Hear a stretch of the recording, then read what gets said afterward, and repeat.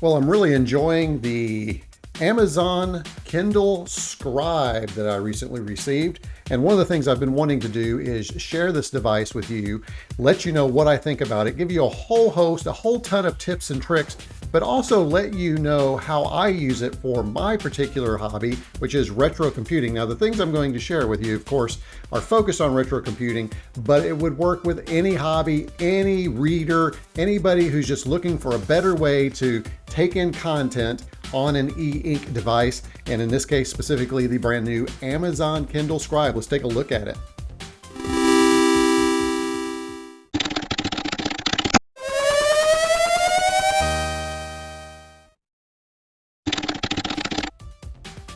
Here's the thing, a standard small screen $100 Kindle Paperwhite can be a great device for the retro computing hobby, but the $350 Kindle Scribe experience is better because it adds annotation with a Wacom pen, remember that brand, on a 10.2-inch e-ink screen.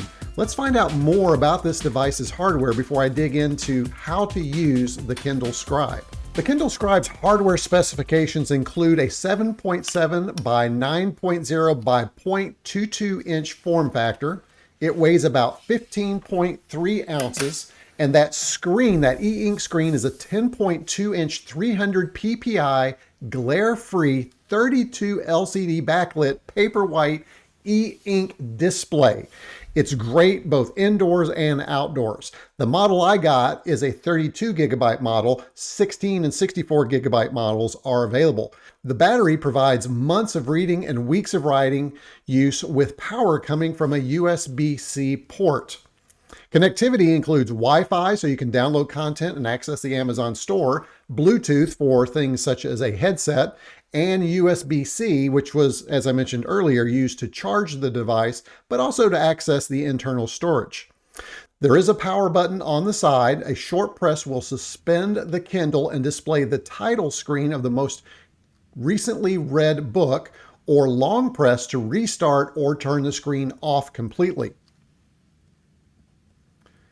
Now, Amazon does sell a $60 branded case. However, I chose a $32 Moco Kindle Scribe case. The case stands for both vertical and horizontal viewing, and the most important feature, a magnetic standby for the device when I close the cover.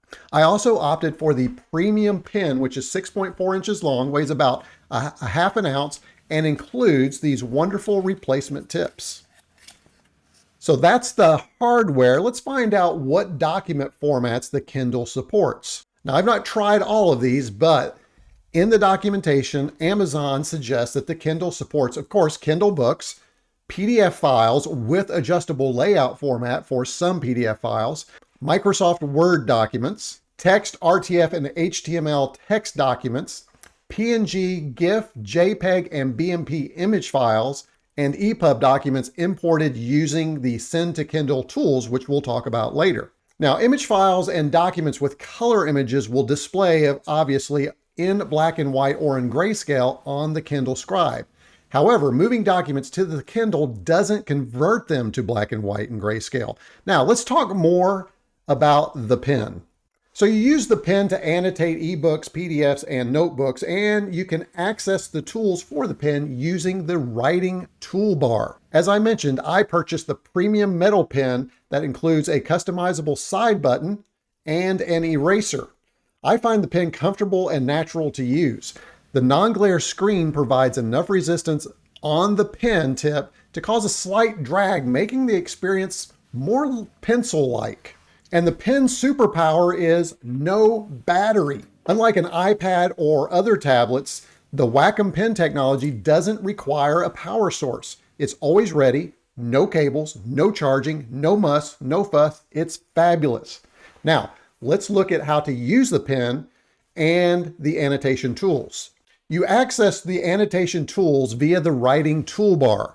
The options on the writing toolbar include the pen, which you can choose to annotate a PDF, ebook, or write in a notebook. You tap the tool again to select fine, thin, medium, thick, or heavy strokes. You can also choose to use the pen in highlight mode. Again, you choose to highlight an area of a page. You tap the tool again to select fine, thin, medium, thick, or heavy highlights. You can also choose to use your main tip as an erase function, or if you have the premium pen, you can just use the eraser. You choose to erase an annotation or a highlight. You tap the tool again to select fine, thin, medium, thick, or heavy erasures. This tool includes options to also erase a selection. Simply draw around what you want to erase and it goes away. Or be very careful with this option, you can erase an entire page. Another option allows you to use the pen as your finger. I would not use this. It can get really confusing. Use your finger when you want to use your finger. Use your pencil when you want to write. Use your finger for navigation, pencil for writing. Got it? There's also an undo and there is a redo. And finally, there is a vertical ellipses menu. We'll see that in several locations. This will allow you to move the palette to the left or right side of the screen. You cannot manually position the toolbar, but the default position does work well.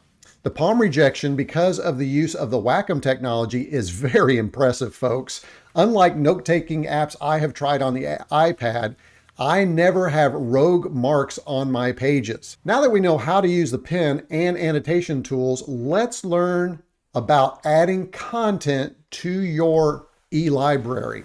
So the most important part of your Kindle is, of course, the library. You add to your Kindle library by purchasing ebooks from Amazon. You can either do that on the web or from the Kindle Scribe using the Kindle Store app. More on how to access that later. I enjoy browsing the Kindle store on the Kindle Scribe, and if I'm unsure about a title, I can download a sample. A Kindle Unlimited subscription adds to your library. Now, if you buy a Kindle Scribe, you can add 4 free months of Kindle Unlimited. I decided to give that a shot. I added that to my order so that I could sample the collection of retro computing books available, and there are several. We'll talk about those a little bit later. If I keep this service, it will cost me about $10 per month. We talked about the file formats the Kindle Scribe supports, but how do you send files to a Kindle Scribe? Well, we have several options. Let's talk about each one of those. One of the ways you can do it is to copy the document using the USB-C connection. You can also use the Send to Kindle app for the Mac or PC. You can use the Send to Kindle app for your phone. You can use your Send to Kindle email address and email a document to your Kindle library. Now, your email provider may limit the size of the file you can send. It's also nice that Amazon allows you to customize your Send to Kindle email address, and you can find the instructions on how to do that on the Send to Kindle page. And by the way, all the links you need that I discuss in this video are in the video description below, but I've also prepared a wonderful companion blog post that has all the links and some additional content not found in this video. Now, back to sending documents to our Kindle Scribe. There's also a wonderful Chrome extension where you can visit a page, select send that page to the Kindle Scribe. This option works great for blog posts that are lengthy and you want to read later on your Kindle Scribe. It even removes the advertisements from the page. If you have a Kindle or a Kindle Scribe and you've loaded the Chrome extension, try it on my companion blog post. As a matter of fact, at the beginning of the companion blog post, I have a link that you can click on to automatically send that blog post to your Kindle Scribe so that you can see how it works. And there's one last way you can send documents to your Kindle Scribe, and that is to use the Send to Kindle web page. This option has a 200 megabyte limit, but should take care of 99% of your files. This page includes a list of the recent files you've sent to your Kindle, so that you can always go back and see what you have sent, no matter which option you've used that we've talked about in this video.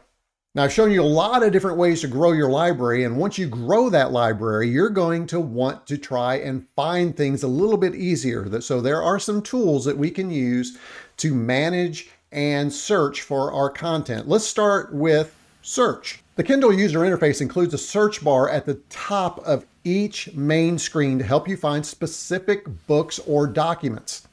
It works, but lacks any advanced Boolean search functions. To make a search, simply tap the search bar and the on-screen keyboard appears. Now, this is a basic keyboard that inputs alphanumeric characters only. There's no swipe to type, no emojis, but it does include autocomplete and a shift caps lock key. The keyboard is just one part of the user interface, but let's take a look at the main UI. Now, in my research, I found that the Kindle UI runs on top of a version of Linux OS, not Android, and it includes 4 pages. The first page is the home page. Home provides access to your recent items, Kindle Unlimited recommendations, similar to recommendations, and a host of other recommendation areas based on genre and authors that you read or search. The library area limits the view based on the books and documents in your cloud or local library. Filters narrow the list to display downloaded, unread, read, books, samples, documents, newsstand, Audible, comics, and Kindle Unlimited. You can sort your content by recent, title, ascending or descending. View options include grid, list, or collections. Mix and match all filters, sort, and display options to create your own custom view of your library. The notebooks page displays your notebooks. You can filter to the list to show downloads, sort using recent, title, type, date created, date modified, ascending, and descending. View options include grid and list. And again, you can mix and match these options to create a custom view of your notebooks. Now, I'll cover notebooks in more detail later. And the last page is the More page. This final page provides access to your reading list created in Goodreads. You can get access to Goodreads. You have a barely functional web browser. You also have access to settings, a lot more on settings later. And for those nights of insomnia, you can read all the legal notices for your Kindle Scribe. All 4 pages provide buttons in the upper right-hand corner to create a new notebook or visit the Kindle store. Having your library scattered about the UI can get confusing. So let's talk about collections because they're really handy. Collections allow you to group your content by kind, type, subject, or all of the above. Now, I've created a few retro collections for the Mega 65, the Commodore PET, and my Commodore VIC-20. When I collect more library content, I'll create more collections and I'll drop more documents or books in those collections. I'll share more about the creation and management of collections in just a little bit. But first, let's talk about the best kept secret of the Amazon Kindle ecosystem, and that is called Whispersync. This synchronization feature ensures you not only have the same books and documents available between devices, such as your Kindle, your PC, your tablet, or phone, but that your reading and locations where you're reading are all synchronized. Now, as of now, notebooks sync, but you can't make edits to them on any device other than a Kindle Scribe. But I'm not sure I would want to without the pen. All right, let's dig into what the Amazon Kindle does best, and that is let you read things. So let's talk about reading options. Several document options are available depending on the type of document being read. Now, here's a summary of each type of document. Let's start with ebooks. Now, when we load an ebook and we tap at the top of the page, it reveals a menu with the following options. The first one is layout. This is the option to manage the reading themes, change the font family and size, change the layout orientation, or turn on options to display the reading progress, show a clock, mention of other books, or information about the book the first time you open the book. The next option is go to. This option will allow you to jump around the document quickly. The go-to page or location option offers the ability to jump to a specific page or a location within an ebook. There's also an option to view your notes. You can view all the notes and highlights you've made in an ebook. And I'll show you how to add those notes and highlights later.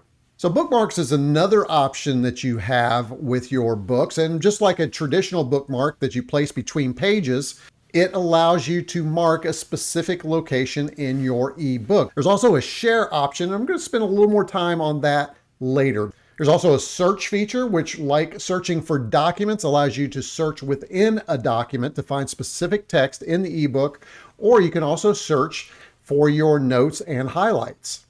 And then finally, another vertical ellipses is available that reveals options to show and hide the writing toolbar, toggles the vocabulary builder to review words you've looked up in the Kindle dictionary while reading, access settings, more on settings later, and sync to the furthest page read when reading the same document on another device. For ebooks, there's also an area that appears at the bottom of the screen to allow you to navigate through pages of the book quickly with a single page scrubber or via a thumbnail of pages scrubber. All of these features are available for ebooks, but it's not the same with PDFs. Let's talk about how the features changed when we're looking at PDFs. Now, when you load a PDF and tap the top of the page, it reveals the same options for the PDF that we found in ebooks, but it has some caveats. For instance, layout does not include any view options such as font or layout, since those are predefined in the PDF file. Unfortunately, at the bottom, the thumbnail scrubber option is not available. We only have the single page scrubber. So if you have a PDF document with many pages, you're going to have to scrub through those a page by page. Most other options are the same as ebooks when a PDF file is in the proper OCR format. Now, there are occasions when you may upload a PDF file via the USB-C cable that has not been OCR'd. If you do that, things such as search won't be available because there's no text associated with those static image PDF files. Now, I've mentioned them frequently, but now it's time to talk about notebooks. And this is the exciting new feature of the Kindle Scribe that the older Kindles didn't have. So Notebooks is the app on the Kindle Scribe that is used to create pages of e-ink notes. To create a note, follow these steps. Tap the Notebooks icon on the upper right of the screen. The Create Notebook dialog box will appear. Another way to create a notebook is to tap the Notebooks option at the bottom of the main UI. The Notebooks page will display the current folders and notebooks on the Kindle. You can press the plus icon in the upper right corner to reveal two options, Create Notebook or Create Folder. Selecting the Create Notebook option displays the Create Notebook dialog box. Selecting the Create Folder displays a Create Folder dialog box. Provide a name of the folder and tap the Create button. A folder will display on the Notebooks page. Tap the notebook to enter the folder, view or create a notebook or multiple notebooks within that folder.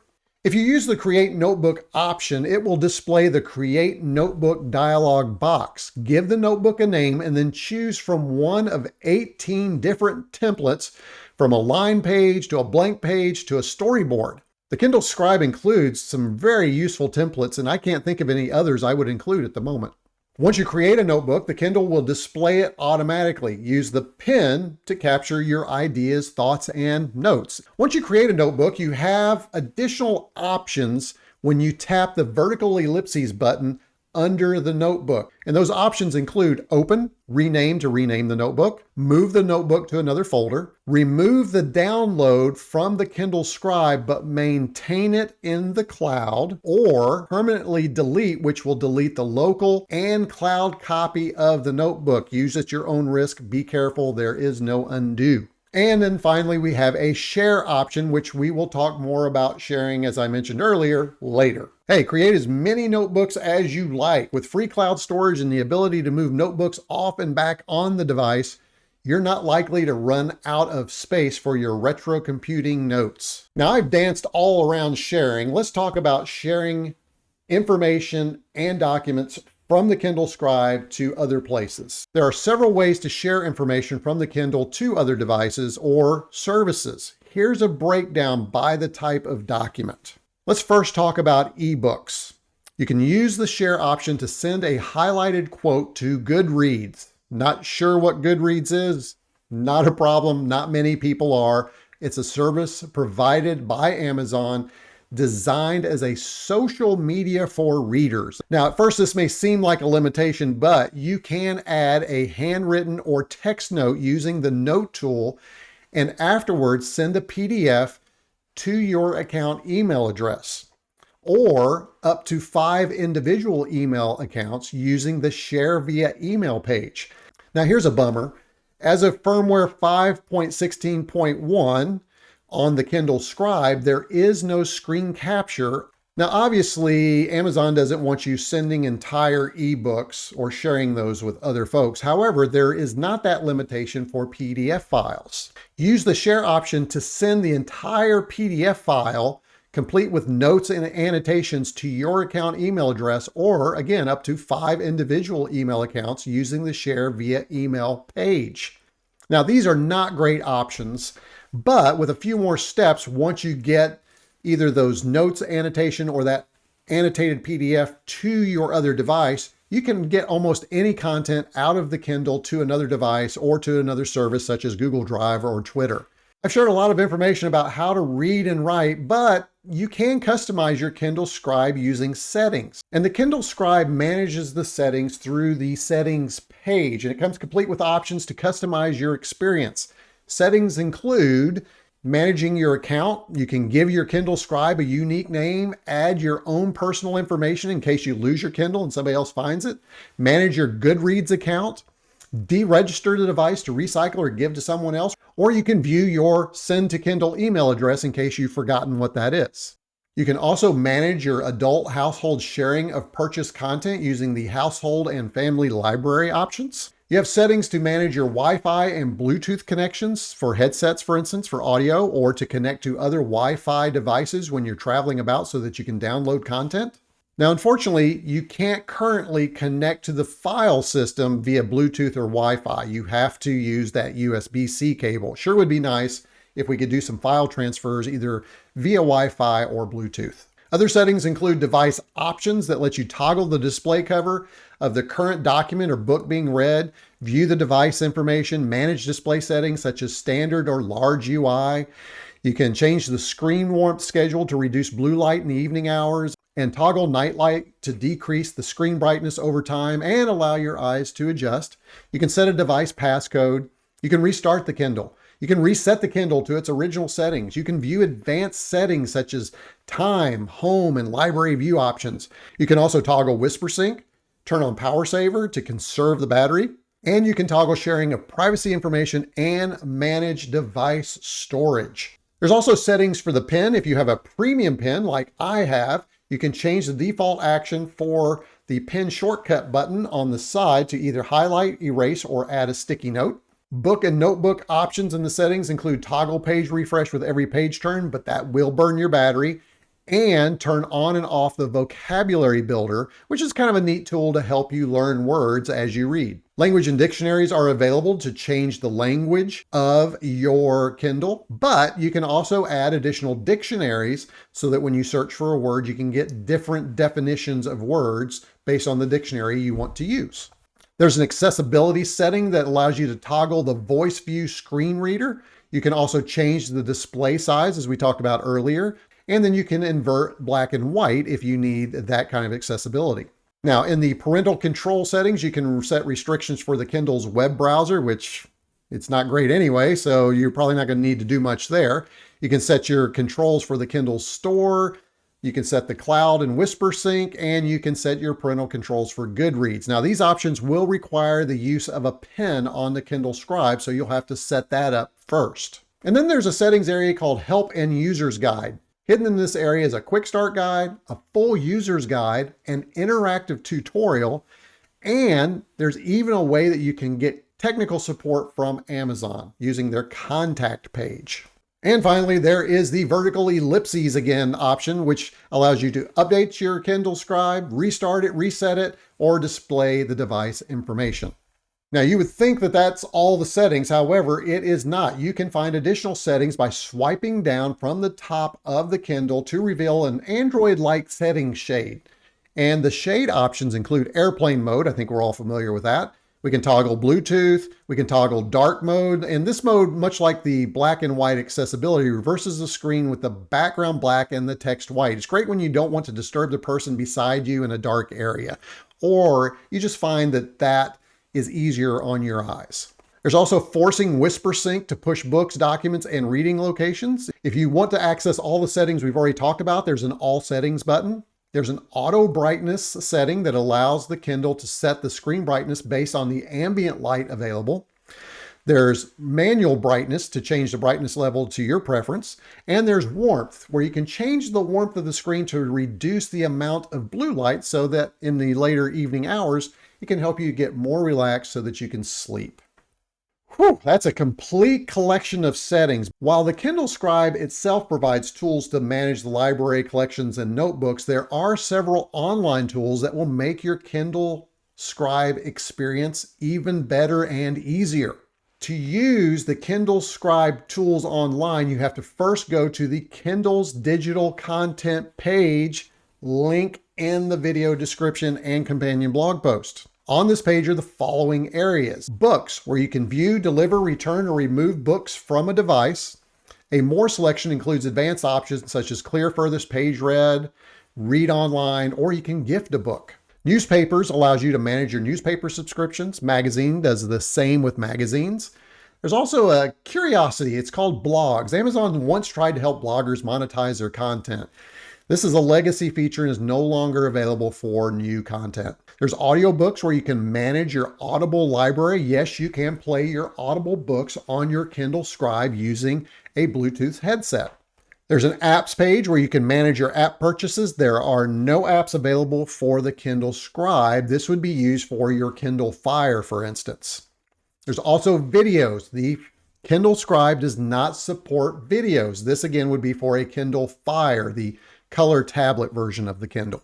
Now, coming back to docs though, we can use this area to manage our personal documents, and we can manage our collections. So you definitely want to check out that page, because sometimes it's easier to manage, create those collections in the web browser than it is on the actual device. There's a dictionaries and users guide area where you can install additional language dictionaries, like we mentioned earlier, to your Kindle Scribe. You have to go here to get or select dictionaries to send to your Kindle Scribe. You can't select them on the Scribe. Another section is the Kindle Unlimited, where you can manage your Kindle Unlimited titles, such as check them back in. There's also a music section, which when you click on it, displays the Amazon Music page, but this again isn't useful for the Scribe since we can't access music on the Kindle Scribe. Remember, Audible books are the only types of audio we can access on our Kindle Scribe.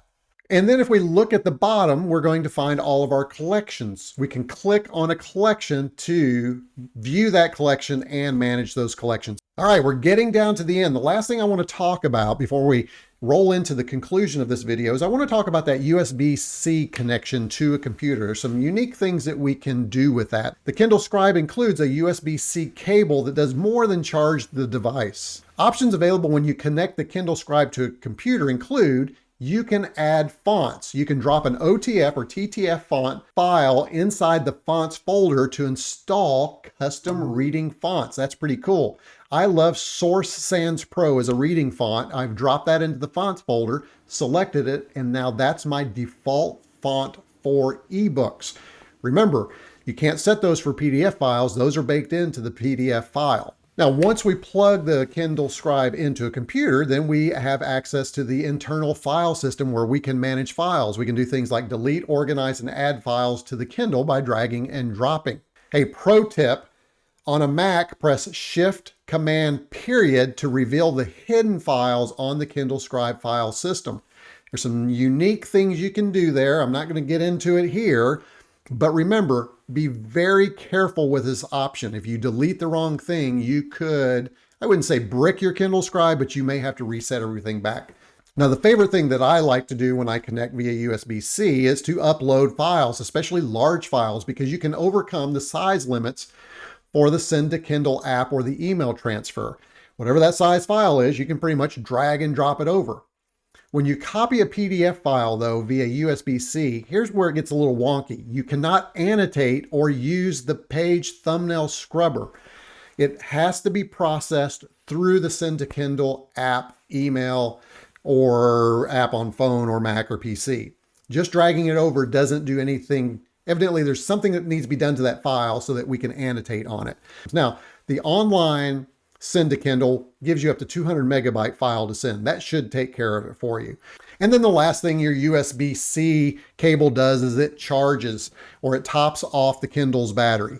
Now, when you first plug in your Kindle Scribe, it's going to go into the file system mode. If you just want it to charge, from your PC. You don't want to be in file system mode. You want to be able to actually read while it's charging. Then just simply eject the device, leave the cable plugged in, and then it will go into charge mode, but let you use the Kindle Scribe. Okay, well, that was a lot about the Kindle Scribe. Now let's go back to my use case, which is using it with my retro computing hobby. And again, this is going to be relevant to most any hobby where you have a lot of reading material, but let me just talk through this a little bit. I made an original hypothesis that, the Kindle Scribe is an outstanding tool for retro computing, and I'm going to stand by my hypothesis, and here's why. First of all, that 300 ppi e-ink display, although it's in black and white, is fabulous. Documents are crisp, clean, and they are clear. And you can read documents in any lighting situation. I much prefer reading on the Kindle Scribe than I do over my phone or a tablet. It's easier on the eyes. It's a great experience. I love this e-ink display. Well done, Amazon. I love sitting back and brainstorming on the Kindle Scribe with my pen. This Kindle Scribe includes a storyboard template, and I storyboard ideas and add pages as I need them. I never run out of storyboard pages. And as I looked, other useful templates included a to-do list and grid paper. Those are handy. And if I had a particular content creation schedule, there's a calendar and planner template that might be useful as well. Now, more specifically, I've been using the Kindle Scribe to read old issues of Run and Compute magazines downloaded from archive.org. The large screen on the Kindle Scribe makes the pages almost full size, the original size of the pages from the original magazines. Since I download these as PDFs, I can annotate and I can bookmark pages. It's a blast to read those old magazines from the past, see those original ads, mark it up, make notes, and know that I am not writing in an original magazine. I was also surprised to find that many modern retro books are available as ebooks now. And they're a blast to read on this Kindle Scribe with its large screen and, again, the ability to scribble in notes. Some fun books I found include A Hobbyist Guide to the C64 Mini, the 40 Best Machine Code Routines for the Commodore 64, and the Vintage Commodore 128 Personal Handbook 2019 Survival Edition. I have a physical copy of that, but I really didn't want to write in it. Now I have a digital copy and I can write in that digital copy and make notes. Kindle Unlimited, which is like the Netflix for books from Amazon, includes a lot of good retro computing books. And I've got a link that'll take you to just a whole list of those in my companion blog post. Again, link in the video description below. Another thing I do is scan every instruction that comes with any device I purchase. For instance, I recently purchased Stupid Pet Tricks for the Commodore PET, and it had a set of PDF instructions. Now I have those on my Kindle Scribe and can have access to those anywhere. And I don't have to go look for that printed sheet. Who knows where that thing is right now? I'm sure it's around here somewhere, but now it's available, or I can just simply search for it. So it's great. Just collect all of the instruction manuals for anything you purchase and throw them in there. And remember, use a collection to manage all of that so that you can find them quickly and easily. I also will use the device to take notes during live streams or video recordings. As a matter of fact, since I've been recording, I've been taking notes. I've also found that there's an amazing collection of out-of-print computer books from the 70s and 80s, and most of them are in PDF format. You can find a ton of them at archive.org. I recently downloaded Compute's first book of VIC-20 games and Compute's first book of PET CBM. And then finally, I love to program on my Mega 65, as anyone who follows this channel knows, using Basic 65. Luckily, the Basic 65 reference guide is available as a PDF. It's searchable, and I can annotate on the pages or in the margins as I'm creating programs, and also use the bookmarks feature to make sure that I have quick access to those pages I reference the most. So while I love the Kindle Scribe, it does have a few quirks, so let me just talk about those quickly. First of all, I found that I can't write in the lower right-hand corner for some strange reason. I also found that the device occasionally locks up. It's rare, but requires a reboot by holding the power button for about 10 seconds. As I've discussed, as of the current firmware version, I cannot mark up image files, which makes sense given the file format of an image file, but I can add a note And here's where the format logic breaks down. When I add a note and share the image with a note, it's a PDF file, which I can annotate other PDF files. So it's a confusing mess, and I'm hopeful Amazon will correct this oversight in a later firmware update, because it would be great to have the option to take a retro computer image, mark it up, and then share it back to myself or with others. And back in the day, Kindle included support to tweet from the device. I wish that were still there, because it would be great to tweet selections from readings, notes, annotations directly from the device to Twitter or any other social media. Now, we can do it and we can get to it, as I mentioned earlier, but we got to go through some steps and jump through some hoops to do that. I also mentioned I'd love to have wireless access to the Kindle's file system instead of having to hard plug in a USB-C cable. And then finally, for some, the $350 price might be a bit of a showstopper. Now, what I would suggest, if $350 seems steep, is wait for Amazon to discount the Kindle device. They usually do discount devices during events such as Amazon Prime Day or Black Friday. The device is a little too new to start with discounts, but eventually there will be some opportunities for discounts down the road, and they probably will drop the price by $40 or $50 at some point too. But these quirks do not diminish my enjoyment and usefulness of this device, and I'm guessing many fixes will come along with promised new features from Amazon in future firmware updates. What free updates can we look forward to?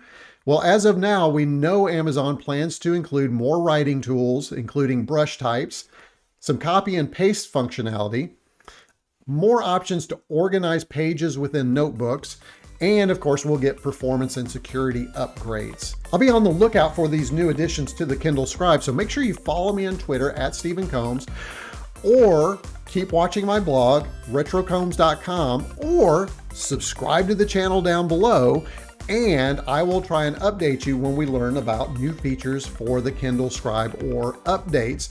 Or maybe I'll share additionally other ways that I use the Kindle Scribe for my retro computing hobby. So if you found this video useful, check out this video on the Mega 65 so you can find out about one of my passions, or you can check out this bonus video over here. Who knows what's up here? We'll see what I link to later. All right. Thank you for watching this Kindle Scribe edition of retroCombs, and at this time, retroCombs out.